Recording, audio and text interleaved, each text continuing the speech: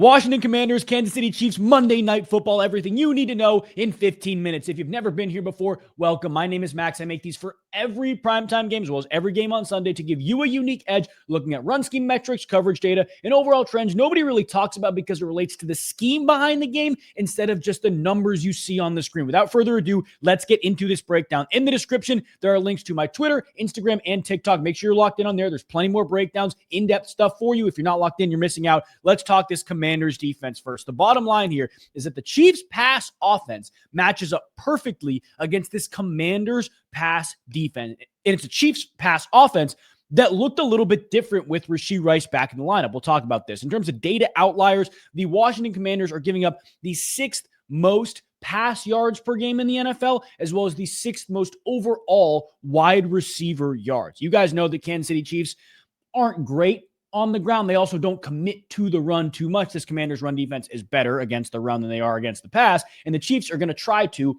exploit through the air, I think, in an extremely, extremely efficient manner. In terms of the coverage data here, they are very man-to-man heavy. They're going to line up from you. They're pretty vanilla in what they do. Then they run a lot of middle field close, lots of cover 3. And those man-to-man reps or snaps are in normal situations, like situations you'd expect, but they're also pretty predictable in terms of when and where the Chiefs will see it. For example, a 3rd and long. A lot of teams usually play man, the Commanders are going to. Like the Chiefs know what they're getting. In terms of when the Chiefs do get man-to-man, though, there's some really important notes for Patrick Mahomes specifically. Against man-to-man, right now, Hollywood Brown has been targeted against man more than 25% of the time he's been out there. Huge increase compared to his target percentage in zone, but it's also important to note that Hollywood Brown has been the number 1 receiver, let's say the entirety of the year, because Worthy missed a few games and Rice missed the first 6 games.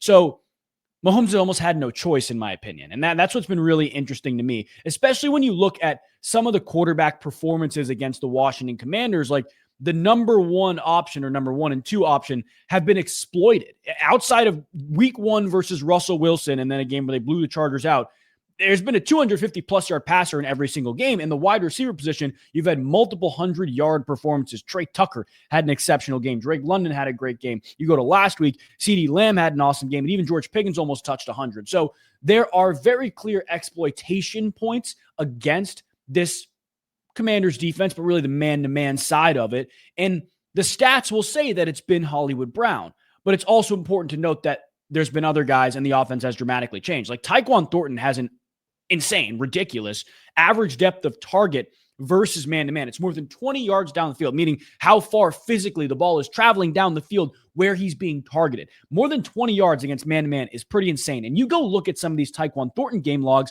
against the man-heavy teams, he's had more explosive performances. The only one that really blows my mind was Detroit, but you go look at some of the other receivers in this Detroit game, like Juju had some explosive wide receiver production, 3 for 57. You go look at Hollywood Brown again, not a ton of success there, but there were explosives on the board for this Lion or against that Lions defense. But then you go look at a game like Philly's a little more man-heavy. He's got a 49-yard reception. The Giants are an extremely man-heavy team. He had a 33-yard reception. There are explosive potentials there for guys like Tyquan Thornton who can stretch the field, but the ridiculous thing here is Xavier Worthy, and that's the main guy I want to talk about on the Chiefs this week because his average depth of target almost triples versus man-to-man coverage. It's not very high versus zone, and it makes sense because they'll screen him a lot in zone, and when he's running behind the line of scrimmage and Mahomes gives him a little pop pass, that's technically a pass. That's technically a -1 yard pass in terms of average depth of target. So it does make sense that zone number is going to be a little bit lower. But the reality is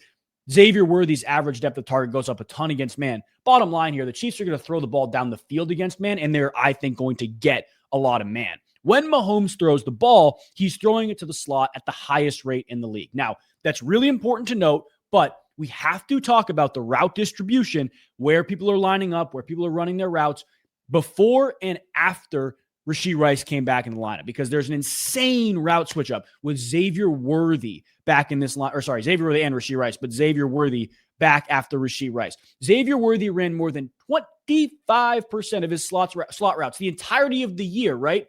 Last week. That's insane, guys. That's ridiculous. I don't care if he's only played 4 full games. That's insane to have more than 25% of your slot routes in a week. That's a lot. That's a lot. And his team route rate, meaning how often he runs routes from the slot, goes up. Yeah, goes up without Rashee Rice. Goes down without Rashee Rice. In terms of Juju and Kelsey, they were previously the main slot guys, and more than half of Xavier Worthy's routes were from the slot last week. So Rashee Rice comes back into the lineup and is immediately more of an out wide guy. Xavier Worthy had previously had that role in the offense, and now that the out wide role is taken care of, Worthy can slide into the slot and be his true self. We saw that at the end of last year with the Kansas City Chiefs a little bit because they started to do different things offensively. Worthy can be the guy who's changing the strength of the defense, who's motioning here, motioning there. He has the potential to do that more often now, and he didn't reach that more than half of his routes overall from the slot number throughout his entirety of the previous games. In terms of the defensive target rate, the Commanders are also being targeted in the slot at a top 5 rate. They are not being targeted above average compared to any other team in the NFL.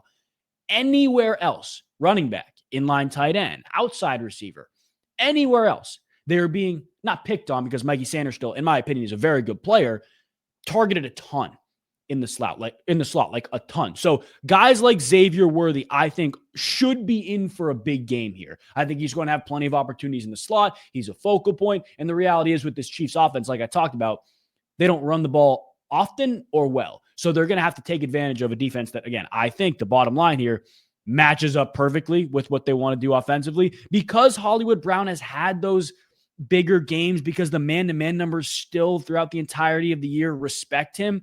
You, me, all of us have to look at him and say he could have a game here. But obviously, Rashee Rice is the number one in this offense. I think that's where Mahomes is going to lean even more now. Tyquan Thornton's the other one because the average depth target. Anytime anybody's being targeted on average against a coverage 20 yards down the field, you got to talk about it, especially when it's a guy who's playing a ton of snaps for the Kansas City Chiefs. I like Tyquan Thornton. I really just like this Chiefs pass offense in this game. I think they're going to exploit the Commanders, but there's a very, very important thing we have to talk about before the Chiefs defense in this breakdown. This injury report, to me, is a little scary for the Kansas City Chiefs, right?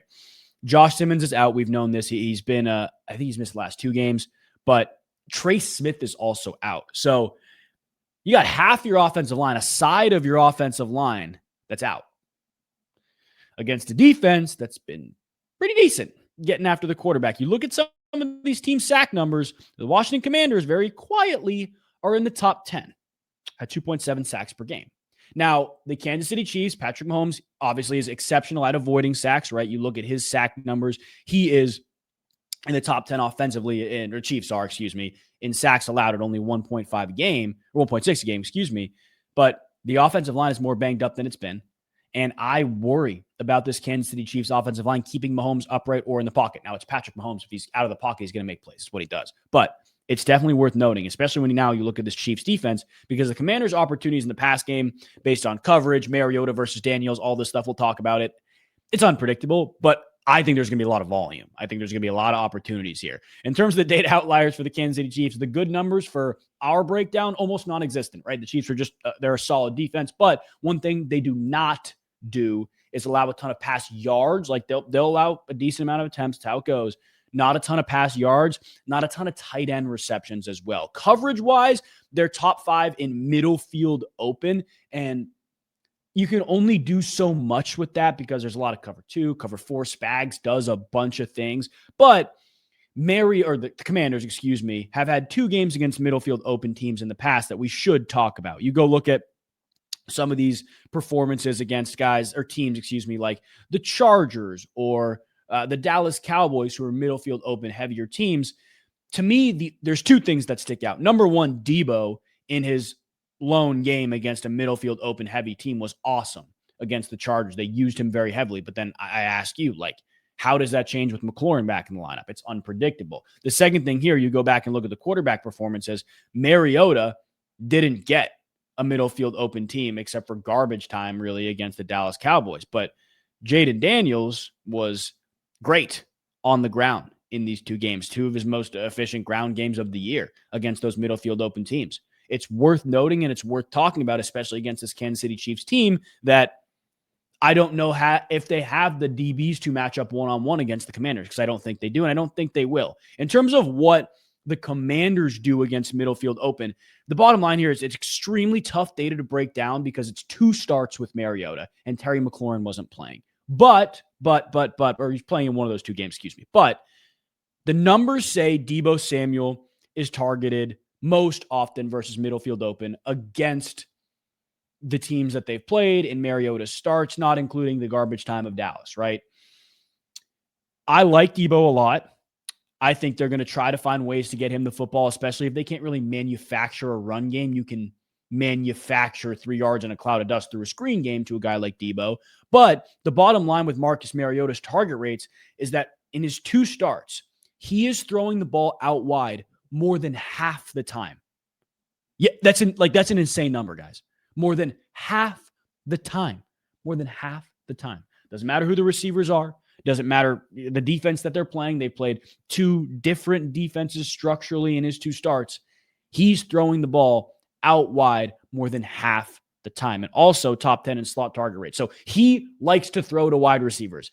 He's not a check down guy. He's not really a tight end guy in the data that we've seen, the 2 starts that we've seen. He's throwing them out wide more than half the time, and I really, really like Deebo Samuel. And honestly, dare I say it, Terry McLaurin in this game. In terms of the defensive target rates, there's not a ton here. And there's not a ton, to be honest with you, in terms of the run game because the Chiefs are pretty solid against the run. And the Commanders aren't great in terms of running back yards per carry, but they are top 10 in running back target rate. And here you go, top 12 in out wide target rate. So I talked about the volume being there, right? Like Terry McLaurin, Deebo Samuel, to me, will have plenty of opportunities.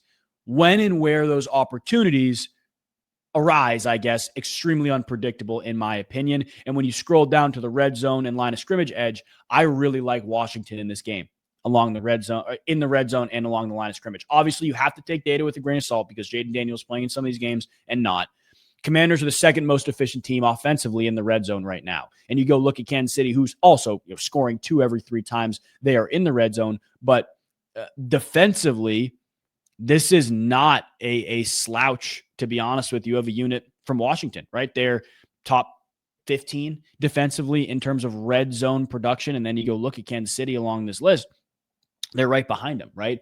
I think Washington has a slight advantage in the red zone. And then when we look at the line of scrimmage numbers, even though both teams are not going to run the ball really well or effectively in terms of pass protection and keeping your quarterback upright, the injuries for the Kansas City Chiefs, to me, are pretty big.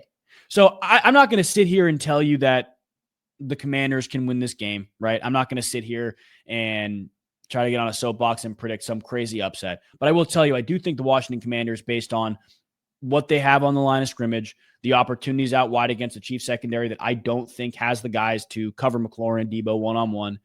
And honestly, the fact that they are walking into an atmosphere that nobody really gives them a chance. And a lot of time when the whole public's on one side, what happens? The other side figures it out.